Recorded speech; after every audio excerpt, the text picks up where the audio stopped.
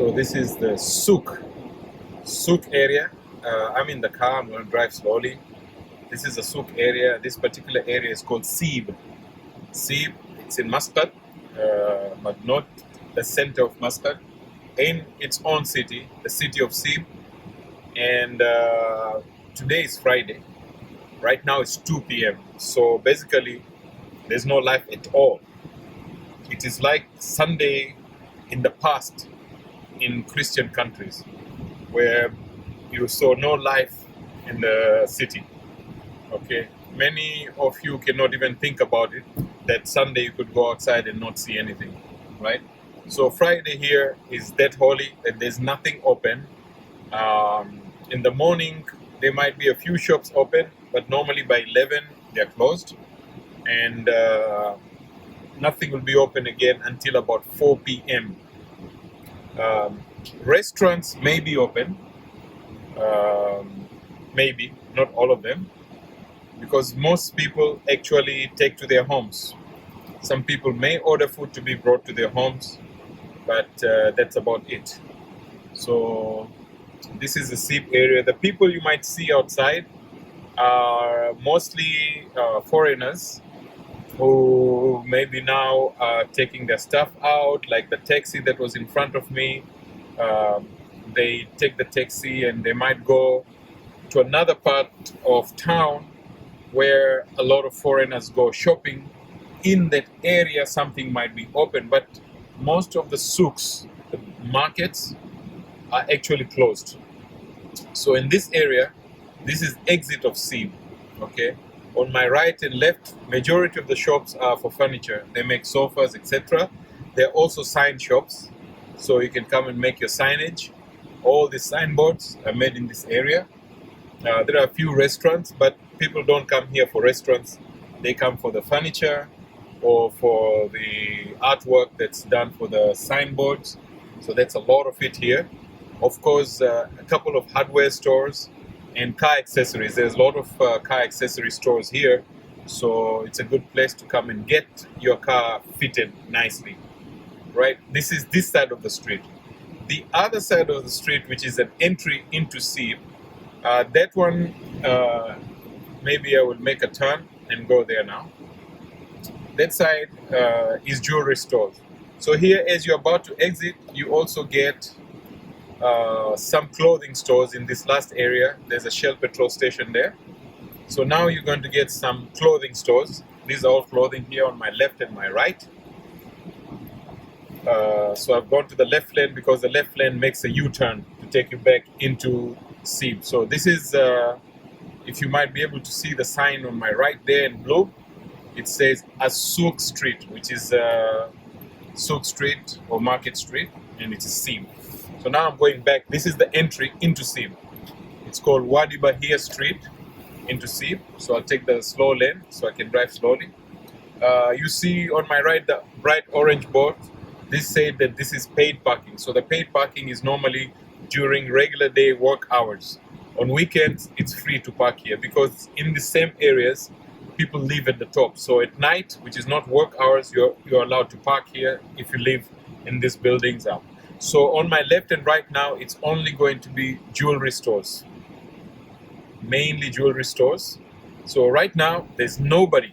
And all these cars, you can guarantee that people who own these cars or rent these cars live in here, somewhere in these buildings at the top.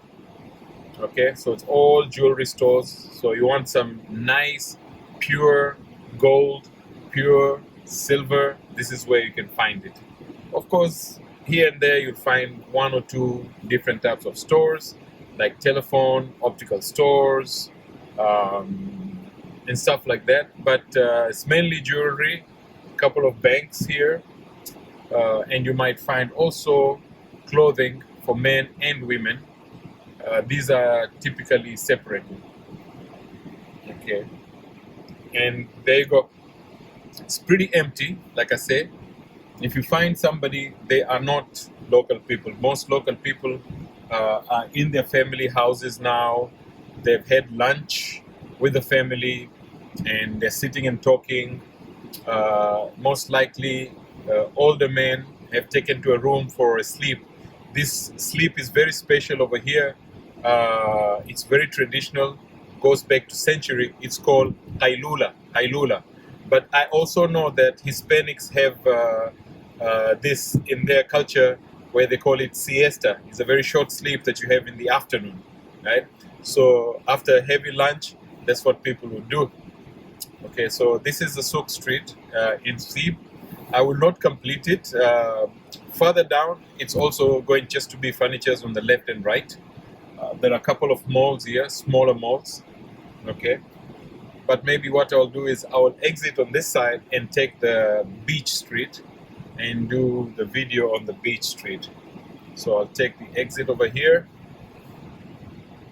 What you saw there is a big mosque, which is actually the biggest in this area in Seeb. And Friday, if you came in during prayer time, there would have not been any place for you. Up front here, you see some vegetable market that I'm just turning away from. Wholesale shops are here, so you wanted packing material, all of that you'll find here. Most of it is wholesales over here. And unfortunately, I came to a place where I can't enter. Okay, this is only exit, so it's a one-way. So I'll need to Omani halwa. So if you come to Oman, this is one thing you must have is Omani halwa. It's a special sweet that is only made here. The style that is made is different from other places. Omani halwa. Behind here is another beautiful mosque, apart from the other one that we saw, but the one we saw earlier, just in a glimpse, that is actually a much bigger mosque. So that mosque is used for big congregational prayers like on Friday, while this mosque over here is a mosque used all other time. When people don't want to walk all the way to the other side, they pray here. It's big enough to actually accommodate about maybe 400 people.